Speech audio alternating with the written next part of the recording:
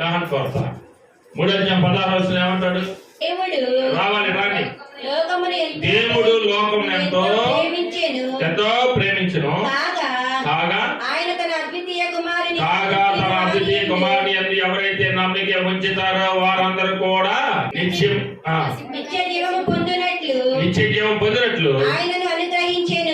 దేవుడిని మనకు అనుగ్రహించాడంట, తన యందు నమ్మకం ఉంచిన వారిని. అందుకని దేవుడు లోకాన్ని ఎంతో ప్రేమించాడు. ఆమె చేద్దాం హల్లెలూయా. లోకం అంటే మట్టి కదా, లోకం అంటే మనుషులు అని అర్థం. అందుకని అక్కడ ఏమంటాడంటే 13వ అధ్యాయంలో అక్కడ చెప్తున్నాడు, దేవుడు తన లోకంని విడిచిపెట్టి తండ్రి దగ్గరికి వెళ్ళాలి కాబట్టి వెళ్ళబోయేటప్పుడు తన గుణగణాలు తెలియపరుస్తున్నాడు, మనల్ని ఎలా ఉండాలో తెలియపరుస్తాడు, మీరు ఎలా జీవించాలనేది కూడా తెలియపరుస్తున్నాడు. ఇలా ఉంటే మీరు నిత్యరాజ్యం మీదే, లేకపోతే నిత్య నరకం మీది అని చెప్తున్నాడు. అంటే మనల్ని మనము ఎలా తగ్గించుకోవాలో కూడా అక్కడ వివరాలు ఇస్తున్నాడు. స్తోత్రం హల్లెలూయా. చదవండి కింద భాగంలోకి. తాను ఈ లోకము నుండి తండ్రి యొద్దకు వెళ్ళవలసిన గడియ వచ్చేనని యేసు పస్కా పండుగకు ముందే ఎరిగిన వాడై లోకములోనున్న తన వారిని లోకములోనున్న ఈయనేం ఎరుగున్నాడంటే, నేను మరణించాలి, నేను చనిపోవాలి, నేను చనిపోవడానికి వచ్చాను, ఈ పస్కా పండుగ రోజు నేను బలి అవ్వాలి, నా ప్రజల నిమిత్తము, నా ఒక జనం నిమిత్తము, నా దేశం నిమిత్తము, నా దేశమే కాదు ప్రపంచం నిమిత్తము నేను బలి అవ్వకపోతే ఏ మానవుడు కూడా పరలోక రాజ్యానికి రాలేడు. అందుకని వేదాల్లో ఏమైతే రాయించి ఉన్నాడో దాని ప్రకారంగా నేను ఖచ్చితంగా బలి అవ్వాల్సిన రోజు వచ్చి ఉన్నది అని చెప్పేసి అని అనుకుంటున్నాడు. స్తోత్రం చేద్దాం హల్లెలూయా. అక్కడ కూడా రోమీయుల రాసిన పత్రికలో 8వ అధ్యాయంలో 2వ వచనం అంటాడు, ధర్మశాస్త్రం దేనిని చేయజాలకపోయినా దానిని చేసిన వాడు దేవుడు అని చెప్తున్నాడు. ధర్మశాస్త్రాలు అన్ని కూడా చెప్పాయి కానీ చేయలేకపోయాయి. బలి అవ్వాలి, రక్తం చెల్లించాలి, రక్త ప్రోక్షణ లేనిదే ఏ మానవుడి యొక్క పాపాలు కొట్టివేయబడవు, అది రక్త ప్రోక్షణ జరగాలి అని మాట్లాడాయి కానీ ఎవరు కూడా చేయలేకపోయారు. అది దేవుడు చెప్తుంది. స్తోత్రం చేద్దాం హల్లెలూయా.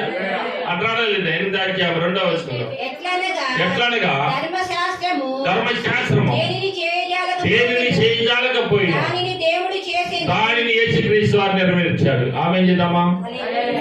ధర్మశాస్త్రం దేనిని చేయజాలకపోయినా అది దేవుడు నెరవేర్చాడు. ఏం చేయలేకపోయిందంటే చెప్పారు, రాశాడు. రాయడానికి ఉంది, పెన్ ఉంటుంది, కాగితం ఉంటుంది, గబా గబా గబా గబా మనకి ఇష్టం వచ్చింది రాసుకుంటా ఉంటాం. ఇలా చేస్తే బాగుంటుంది, ఇలా చేస్తే బాగుంటుంది అని కాదు, ఇలా చేయాలి, చేస్తేనే పాపానికి విమోచన జరిగిద్దని. పాపానికి విమోచన జరగాలంటే పాపం నుంచి తొలగించబడాలంటే, పాపం కొట్టివేయబడాలంటే, పరలోకం చేరాలంటే మనం ఇలా ఉంటే, ఒకడు మన కోసం మరణిస్తే ఖచ్చితంగా మనం విమోచించబడి పరలోకం చేరతామని చెప్పేసి రాశారు. రాసిన వాళ్ళు ఏం చేయలేకపోయారు. ఆమె హల్లెలూయా. మాటల్లో చేయలేకపోయారు, తలంపుల్లో చేయలేకపోయారు, క్రియల్లో చేయలేకపోయారు, ఏ విషయంలో కూడా చేయలేకపోయారు. అందుకే ధర్మశాస్త్రం దేనిని చేయజాలకపోయినా దాన్ని చేసిన వాడు దేవుడు. ధర్మశాస్త్రం అంటే ఏంటంటే అందరికి ఒకే ధర్మశాస్త్రం అండి. బాగా బ్రతకమని చెప్పేదే ధర్మశాస్త్రం, నీతిగా నడుచుకోమని చెప్పేదే ధర్మశాస్త్రం, పాపం చేయొద్దని చెప్పేదే ధర్మశాస్త్రం. ఈ లోకం ఎడిచిపెట్టబోయేటప్పటికీ మన మోక్షంలోకి వెళ్ళాలంటే నువ్వు ఈ లోకంలో నీతివంతుడిగాను దాన ధర్మాలు చేస్తూ అన్యాయం చేయకుండా, ఒకరికి అక్రమం చేయకుండా, పాపం చేయకుండా, శాపాలలో ఉండకుండా పరలోకం చేరాలి నువ్వు అనేది ధర్మశాస్త్రం. అందరూ బాగుగా బతకమని చెప్పేదే ధర్మశాస్త్రం. కానీ మాట్లాడి చెప్పారు కానీ ఏమీ కూడా చేయలేకపోయారు. అందుకనే ఏదైతే రాశారో అది నెరవేర్చలేకపోయారు, కానీ యేసుక్రీస్తు వారు నెరవేర్చాడు. ఆమె చేద్దామా. అందుకని తాను పోవాల్సిన వెళ్ళవలసిన గడియ అంటే పస్కా పశువుని వధించాల్సిన టైం వచ్చింది కాబట్టి, పస్కా పశువు అంటే యేసుక్రీస్తు వారే. పస్కా పశువు అంటే ఎవరంటే యేసుక్రీస్తు వారే. యేసుక్రీస్తు వారు వధించమనే టైం వచ్చింది కాబట్టి తన ప్రజలతోటి చెప్తూ ఉన్నాడు, నేను ఎంతగానో ప్రేమించాను, ప్రపంచాన్ని ప్రేమించాను, ప్రపంచంలో బిడ్డలను ప్రేమించాను, ప్రపంచంలో అందరూ కూడా నా యందు ఉండి వారు రక్షణలోకి రావాలని, ఎవరైతే నన్ను నమ్ముకుంటూ దేవుడి యొక్క నిజ రాజ్యాన్ని ఎరుగుతారో, సృష్టికర్తైన దేవుడి యొక్క స్థలాన్ని వెలిగి ఉంటారో అట్టి పరిస్థితుల్లో వారందరికీ నేను ఖచ్చితంగా పరలోకము ఇస్తాను అని చెప్తాడు. స్తోత్రం చేద్దాం హల్లెలూయా. నేనే మార్గం, నేనే సత్యం, నేనే జీవన ఆధార తప్ప నా తండ్రి దగ్గరికి ఎవరు రాలేరు. మళ్ళా గుర్తి చెప్తున్నాడు, మార్గం నేనే సత్యం. దేవుడు మాత్రమే కాదు, మార్గము. మార్గం చూపించడానికి వచ్చాడు, మార్గాన్ని బయలుపరచడానికి వచ్చాడు, మార్గం గురించి తెలియపరచడానికి వచ్చాడు.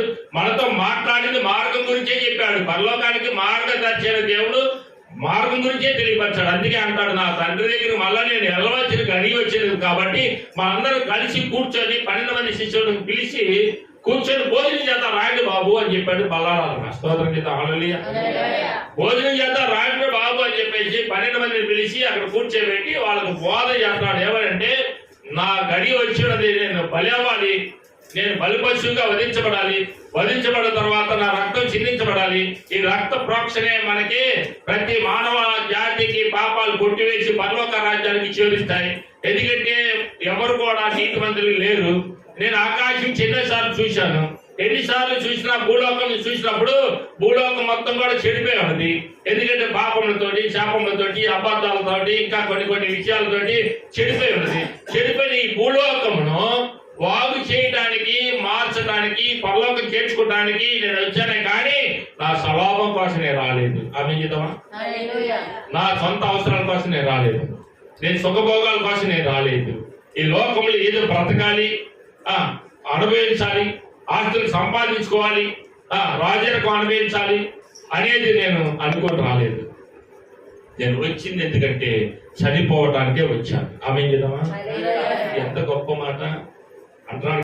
తాను ఈ లోకము నుండి తండ్రి యొద్దకు వెళ్ళవలసిన ఈ లోకం నుండి అంటే భూలోకం నుండి వెళ్ళవలసిన గడియ వచ్చి ఉన్నది.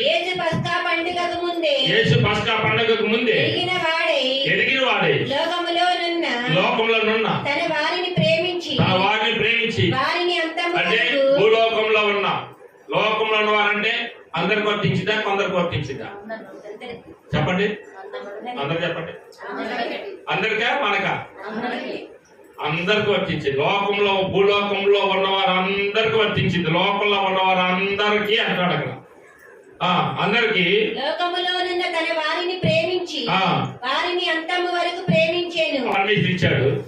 ఎందుకంటే ఈయన అప్పగించబడాలిగా, మరి ఈయన ఎలాగైనా వారికి రాజులకు అప్పగించబడాలి. తీసుకెళ్లి రాజులకు అప్పచెప్పాలి. అప్పుడు గోడాలతో కొట్టాలి, అప్పుడు మొఖాన్ని ఉమ్ము వేయాలి, అలాగే బల్లెములతో పొడవాలి, అలాగే శిల మీద పడుకోబెట్టాలి, అలాగే మేకులతో కొట్టాలి, పొట్టు రక్తం లేకుండా తలలో నుంచి మొత్తం కార్చబడాలి. అప్పుడు వట్టి శరీరమే మిగలాలి. అప్పుడు తిరిగి చనిపోవాలి, తిరిగి సమాధి చేయబడాలి, తిరిగి లెగవాలి 3వ దినమున. అప్పుడు అందరికి కనపడాలి. అప్పుడు నమ్మకం కలిగింది, లేకపోతే అవనమ్మకంతో ఉంటారు.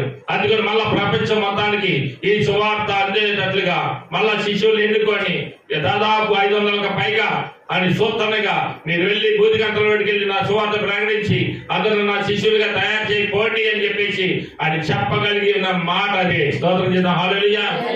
ఇక్కడ